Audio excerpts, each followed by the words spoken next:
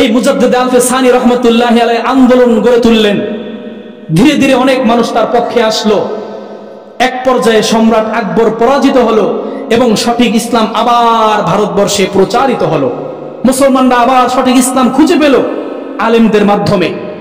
কিন্তু আমাদের ভারতবর্ষের মুসলমানদের দুর্ভাগ্য, এই ইতিহাসটা প্রায় সবাই জানেন যারা স্কুলে পড়ালেখা করেছেন, সামান্য হলেও স্কুলে না পড়লেও শুনছেন ইংরেজদের কথা, ব্রিটিশদের কথা শুনছেন না আপনারা? আমাদের এই দেশটা শাসন করছে কারা? ব্রিটিশরা।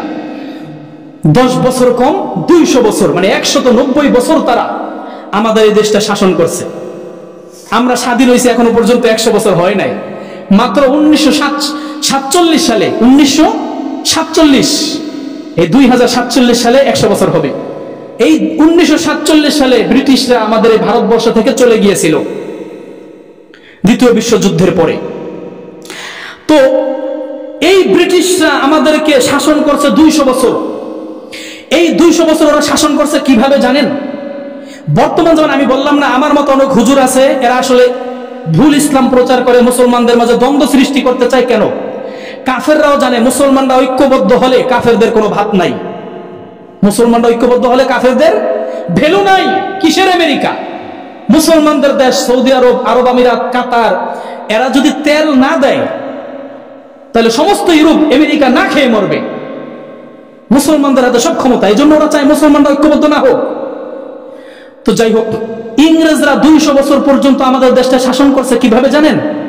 ওদের একটা নীতি ছিল রুল এন্ড ডিভাইডেড, অর্থাৎ বিভক্ত করো শাসন করো।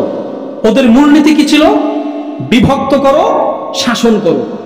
অর্থাৎ মুসলমানদের মাঝে বিভিন্ন দল তৈরি করে দাও। মুসলমানরা যখন বিভিন্ন দলে বিভক্ত হয়ে যাবে তখন আমাদের বিরুদ্ধে আর কেউ ঐক্যবদ্ধভাবে আন্দোলন করতে পারবে না, আমরা ইংরেজরা শাসন করতে পারবো নির্বিঘ্নে। এমনি ভাবে এই কাদিয়ানীদের দল তৈরি হইল। তখনই কাদিয়ানী নিজেকে নবী দাবি করলো। এরকম আরো বিভিন্ন ফেরকা আছে, যাই হোক আমি বলবো না এখন। এমনি ভাবে ইংরেজদের আরো একটা বিষয় ছিল, ইংরেজদের বিরুদ্ধে সবচেয়ে বেশি সোচ্চার ছিল উলামায়ে কেরাম। উলামায়ে কেরাম প্রত্যেকটা যুগে ইসলামকে টিকিয়ে রাখার জন্য নিজেদের জীবনকে উৎসর্গ করেছেন। এই ইংরেজরা দেখলো যদি এই হুজুররা বাচ্চা থাকে তাহলে আমাদের ক্ষমতা টিকবে না, সর্বপ্রথম হুজুরদেরকে মারতে হবে। এই জন্য গণহারে উলামায়ে কেরামকে হত্যা করলো। এখন বাংলাদেশে মাত্র 25,000 মাদ্রাসা, বাংলাদেশে বর্তমানে 25,000 মাদ্রাসা। আর ব্রিটিশদের আমলে শুধুমাত্র আমাদের এই বাংলায় 80,000 মাদ্রাসা ছিল। স্কুল বলতে কিছুই ছিল না, কারণ স্কুল হয়েছে তো মাত্র ইংরেজরা আসার পরে।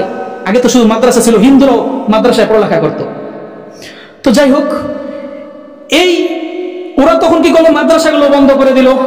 মাদ্রাসা বন্ধ, মাদ্রাসার জন্য জমি ছিল সেগুলো ওরা বাজেয়াপ্ত করলো। এমনি ভাবে ইমামদেরকে হত্যা করলো, মাদ্রাসার হুজুরদেরকে হত্যা করলো, যেখানে আলেম দেখলো সেখানে তাদেরকে হত্যা করলো। এভাবে ধীরে ধীরে ধীরে ধীরে সারা ভারতবর্ষে উলামায়ে কেরামের সংকট দেখা দিল।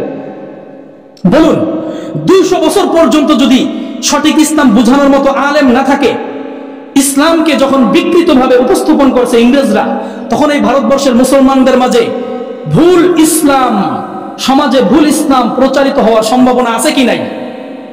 অবশ্যই আছে। এর জন্য আপনারা কেউ দায়ী নন, আপনারা কেউ দায়ী না, আপনাদের বাপদাদাও দায়ী না। এর জন্য দায়ী ব্রিটিশরা, ইংরেজরা।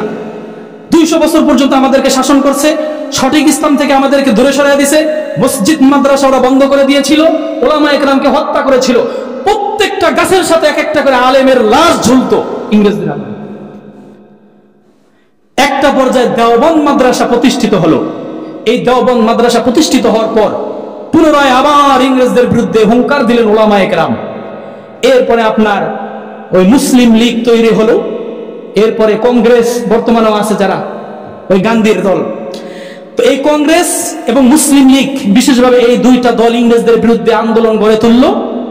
এক পর্যায়ে ইংরেজরা এদেশ থেকে বিতাড়িত হতে বাধ্য হলো 1947 সালে। বলুন এবার, আমাদের এই দেশে ইসলাম আসার পরে আমাদের উপরে বিভিন্ন ঘাত প্রতিঘাত আসছে কি আসে নাই? সঠিক ইসলাম থেকে ভারতবর্ষের মানুষ দূরে সরেছে কি সরে নাই? এর জন্য কি আমরা সমাজের কেউ দায়ী? না। এর জন্য দায়ী কারা? যারা আমাদেরকে ইসলাম থেকে দূরে সরিয়ে দিয়েছিল, ইসলামকে নিশ্চিহ্ন করে দিতে চেয়েছিল। কিন্তু আল্লাহ তাআলা এই ইসলামকে কিয়ামত পর্যন্ত জিন্দা রাখবেন এবং স্বয়ং আল্লাহ নিজেই বলেছেন এবং আল্লাহ রাসূল সাল্লাল্লাহু আলাইহি ওয়াসাল্লাম বলেছেন, কিয়ামত পর্যন্ত এমন একদল আলেম আমি তৈরি করব যারা সমাজকে ভয় করবে না, যারা রাষ্ট্রকে ভয় করবে না, যারা কোনো মানুষের রক্ত চক্ষুকে ভয় করবে না, তারা হক কথা বলে যাবে, এতে তাদের যা হবার তাই হবে।